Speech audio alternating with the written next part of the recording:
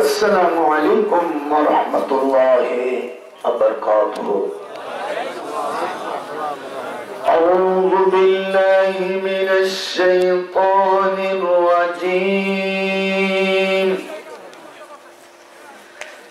بسم اللہ الرحمن الرحیم۔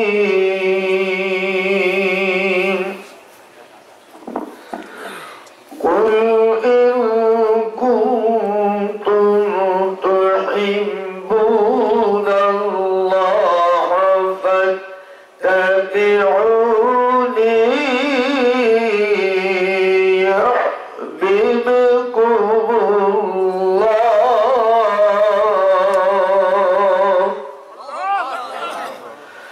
ويغفر لكم ذنوبكم والله غفور رحيم۔ اللهم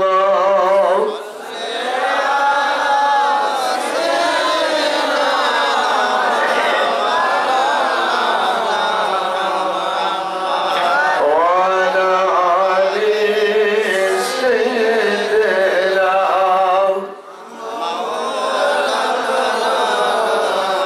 موت جسی دل آ گئی دنیا کی دولت کیا ہوئی۔ اللہم ایک جو رہے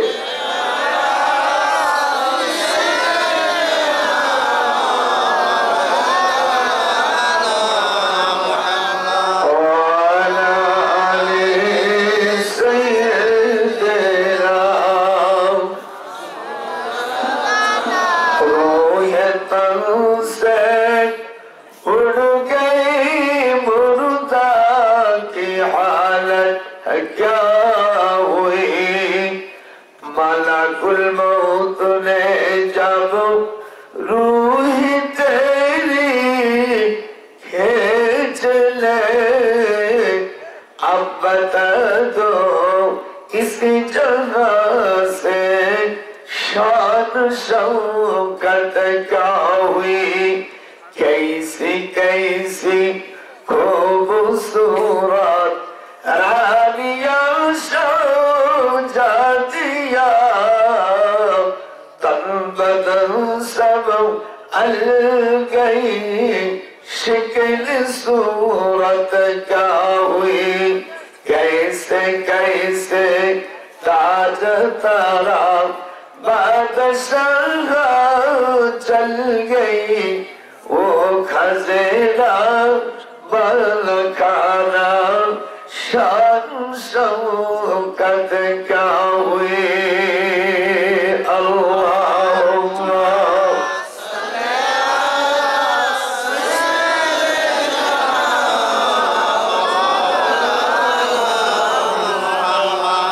وعلى آل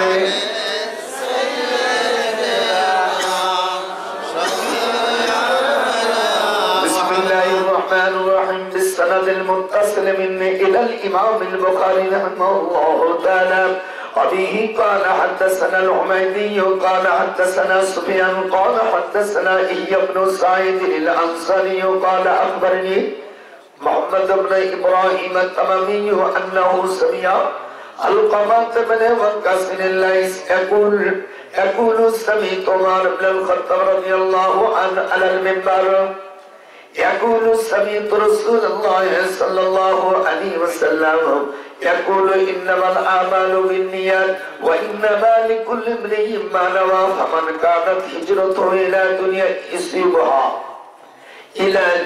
يصيبها أو إلى امرأة ينكحها فهجرته إلى ما هاجر إليه۔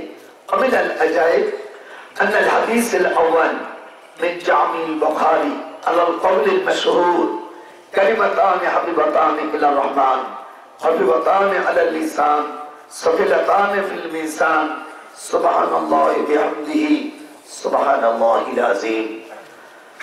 معزز محترم সম্মানিত সভাপতি, দিগার উলামায়ে কেরাম, সুধী সমাজ, আসসালামু আলাইকুম ওয়া রাহমাতুল্লাহি ওয়া বারাকাতুহু। ওয়া তাত্তাখিযুহুম an-nabiy sallallahu alayhi wasallam nuqamatan illa waqa'at fi kaffi rajulin minhum fadallaka wajhahu wa jildahu rawahu al-Bukhari. Wa idha tawazza an-nabiy sallallahu alayhi wasallam kadu يتلون على وجوههم. فقال النبي صلى الله عليه وسلم يدعو للحسن منبرا في المسجد يقوم عليه قائما يفاخر عن رسول الله صلى الله عليه وسلم او ينافي. ويقول رسول الله صلى الله عليه وسلم ان الله يعبد حسن بروح القدوس. رواه البخاري رواه الترمذي. صدق الله العلي العظيم وصدقنا رسوله النبي الكريم وذلك لمن الشاهدين المنذرين. أما بعد, আমি আপনাদের সামনে কোরআনুল কারীমের কিছু তরজমা এবং হুজুরের হাদিসের ব্যাখ্যা। আমাদের দেশে সব জায়গায় তাফসীরুল কোরআন লেখে, আসল কোথাও তাফসীর হয় না। কোরআনের তাফসীর করতে গেলে কি কি জিনিস লাগে আপনাদের সাধারণ আলেম ওলামা পাবলিকের সামনে আমি আজ না বলে পারি না।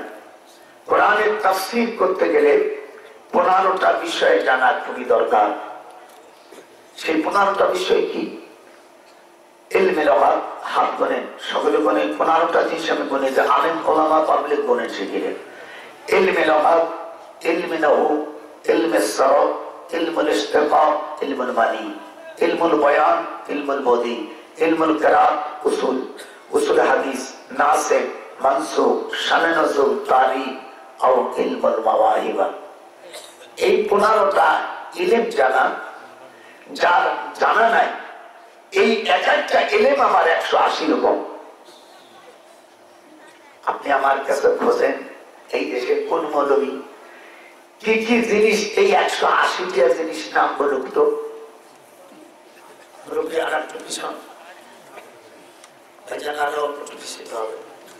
যেহেতু আমার বাড়ি গোপালগঞ্জ, আমরা গণতন্ত্র দেশের মানুষ, আর এখন রাষ্ট্র আমরা চালাচ্ছি।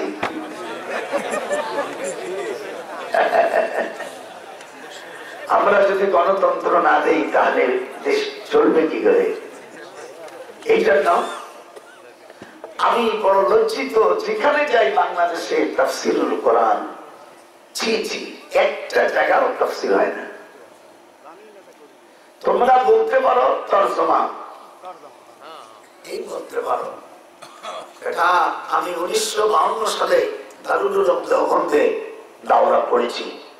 পৃথিবীর সবচেয়ে বড় একজন মনীষীর কাছে, যিনার নাম আল্লামা হুসাইন আহমদ মাদানী রহমাতুল্লাহ আলাইহি, যিনি 18 বছর মদিনা শরীফ রিয়াজুল জান্নাহ যিনি বুখারী পড়াইছেন, এনার নাম হুসাইন আহমদ মাদানী। যেরকম হুসাইন আহমদ, এই জন্য তারা মুসলমান, তারা বলবে অমুসলিম, দুশ্মনরা বলবে না। যেরকম হুসাইন আহমদ, আরো জোরে হুসাইন আহমদ, এনার কাছে বুখারী পড়েছি। আমার এই 86 বছর বয়স, বাংলাদেশে যে কয়েকজন বক্তা আছে মুরব্বীদের মধ্যে হয়তো আমি ঢুকে গেছি।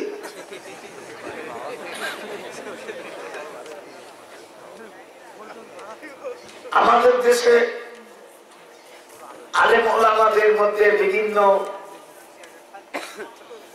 মতপার্থক্য কেন, তার জবাবে আমি জবাব দিব। পৃথিবীতে হাদিসের সংখ্যা 50 খান। যে মুসলমান করতে পারো জীবনে শোনো না, শোনো, পৃথিবীতে হাদিসের 50 খান হাদিসের নামের উপর আমি একটা বই লিখেছি। এটা আজ পর্যন্ত পৃথিবীতে বাংলাদেশে বাংলা ভাষায় হয়নি। আমি মদিনায় আল্লাহ আমাকে 33 বার কাবা শরীফ নিয়েছেন। আর এমনি উমরা কত করেছি এটা আমার পাসপোর্ট গুলো দেখলে বলতে পারবো। আমাদের দেশের হাজিরা এত মারাত্মক ভুল করে, আপনি যদি আয়েশা মসজিদ থেকে ইহরাম বাঁধেন, হাদিসে আছে দোয়া কবুল হবে, হজ কবুল হবে, এর মধ্যে সন্দেহ নাই। কিন্তু আমাদের দেশের যারা হাজির ব্যবসা করে, হাজির দালাল যারা, এরা নিজ গৃহে থাকে, অমনি 7 তারিখে কাবা শরীফে যে বাসায় থাকে, সেখান থেকে ইহরাম বাজা 7 তারিখে চলে যায় মিনায়। 7 তারিখে 8 তারিখ শেষ রাত্রির দিকে রওনা হতে হয়। ফজরের নামাজ আরাফাতের ময়দানে পড়তে হবে। সেখানে যারা চালাক তারা খুব ভরে দিয়ে ওই মসজিদে নামেরায় ওঠে, আর যারা এমনি থাকতে অলস তারা ওই তাবুর মধ্যে থাকে। আপনি তাবুর মধ্যে থাকেন, আপনার তো নাম্বার আছে যে হাজির মাওনেন, আপনি মসজিদে নামেরায় যদি নামাজ পড়তে পারতেন, আপনার হজ কবুল হবে হবে হবে। সেখানে মারক কবুল করেছেন। এইরকম 9 তারিখে আপনার রোজা রাখা উচিত ছিল।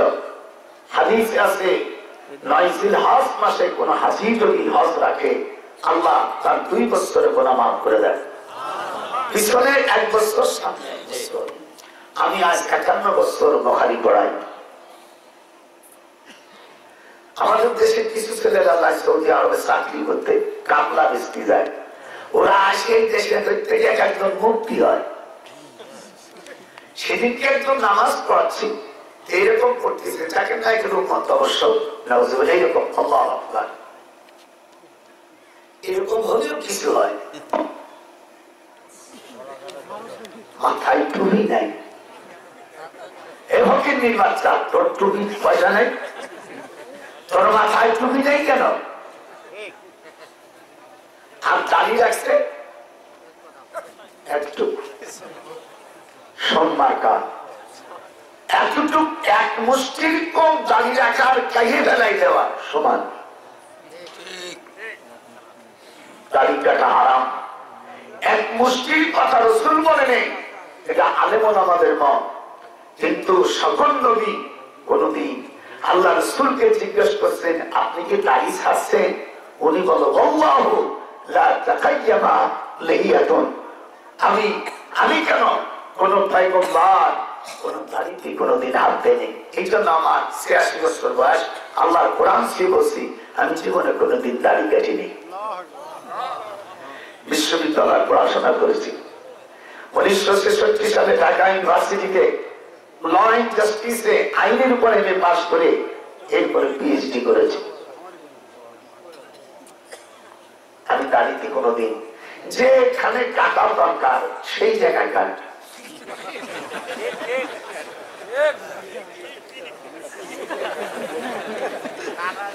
সেখানে না কেটে আজ আগাই করছো, বের খুব কথা গেল। এখন হাদিসের সংখ্যা হলো 50 খান। কত? সকলে বলতে হবে, মুসলমান আজকে সব ভুল ভেঙে দেবো। হাদিসের সংখ্যা কত? এর মধ্যে আমাদের দেশে বিশেষ করে বুখারী, মুসলিম, তিরমিজি, নাসাই, আবু দাউদ, ইবনে মাজাহ, এই 6 খান কিতাবের মধ্যে হাদিসের সংখ্যা আছে 28,699 খান। তাও তাকরার বাদ দিয়ে আসে যায় 17,000। এখন বলেন পৃথিবীর হাদিস 50 খান হাদিসের মধ্যে হাদিস আছে 12,66,665 খান হাদিস। আর আমরা সিয়াসাতায় বা তাকরারে পেয়েছি, মানে এক হাদিস বারবার রিপিট করেছে, এতে পাওয়া গেল 28,699 খান হাদিস। এখনো তো 12.5 লক্ষ হাদিস আমাদের জানার বাইরে। আমাদের দেশের কিছু অঙ্গ নজরের অধিবাসী, নজরের অনুসারী কিছু সম্প্রদায় আছে, তারা এদেশে রসুলের মিলাদটা পর্যন্ত, রসুলের দুরূদটা পর্যন্ত তারা ঘৃণা করে। দুরূদ পড়ে না, তারা পড়ে কি বাল্লা গড়লো হলাম, বাল্লা গড়লো হলাম বিকামালিহি। এটা কোন দুরূদ না, কোরআনের আয়াত না, এটা হলো একটা আরবি কবিতা। কি হলো? দুরূদ পড়তে পারলে না? দুরূদ পড়লে মনে হয় এই কথাটা যদি দেশ থেকে উঠে যাওয়া হয় তাহলে মনে করবে যে আমি বিরাট মুক্তি বিরাট। দেখবেন আমাদের দেশের ভুল করে একটা বক্তব্য ওখানে লেখে জামিয়া কোরআনিয়া। জামিয়া বলা হয় ইউনিভার্সিটিকে, বিশ্ববিদ্যালয়কে আরবিতে জামিয়া বলা হয়। আর আমাদের একটা বক্তব্য নেয় সেখানে লেখে জামিয়া কোরআনিয়া অমুক তমুক। আমি বললাম ভাইস চ্যান্সেলর কিরা? বিশ্ববিদ্যালয় হইলে তো ভাইস চ্যান্সেলর লাগবে, তো ভাইস চ্যান্সেলর কিরা? মানে কত বড় গর্ত, কত বড় মূর্খ এরা। আচ্ছা, আজকে আমি দীর্ঘ সময় তর্জমা করব, তাফসীর করব না। তাফসীর করতে গেলে যে মাল পানি লাগে তাকে বলে দিলাম এতো মাল পানি আমার জানা নেই। কিন্তু যিনি বলেন যে আমি তাফসীর করতে হলাম, আমি একটা লাইন আমার সামনে, তার সাথে একটা লাইন যদি বলতে পারে,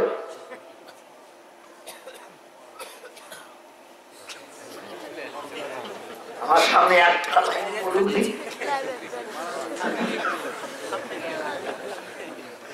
হায়রে জনগণকে কিভাবে মানুষ ধোকা দেয়।